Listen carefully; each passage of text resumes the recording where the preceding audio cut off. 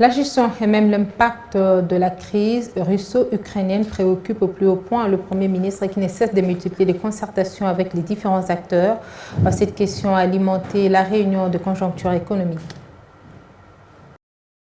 À l'hôtel du gouvernement, une question économique aussi importante était sur la table des discussions du comité de conjoncture économique présidé par le Premier ministre. Il s'agit de la gestion efficace de la crise russo-ukrainienne sur l'économie congolaise.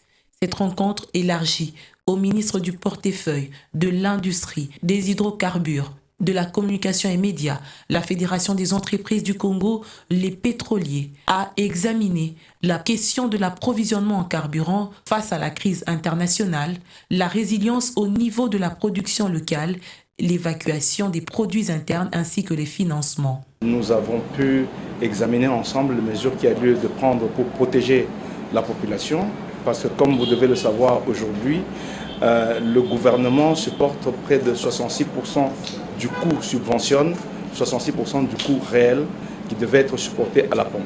Et nous avons examiné les mécanismes pour protéger la population et probablement faire supporter l'autre partie par les entreprises qui sont capables de le faire. Nous avons également examiné avec les ministères sectoriels les priorités en ce qui concerne la résilience au niveau de la production locale. Le ministère de l'Agriculture notamment nous a dit qu'à court terme, il y avait juste question de veiller sur l'évacuation des produits internes. Donc pour le moment, un effort sera fait pour la réparation rapide des routes, des dessertes agricoles et les désenclavements des territoires selon les bassins de production. Des stratégies et des mesures urgentes sont en train d'être mises en place pour résister à cette crise mondiale. Le gouvernement congolais appelle surtout la population à lui faire confiance pendant cette période difficile.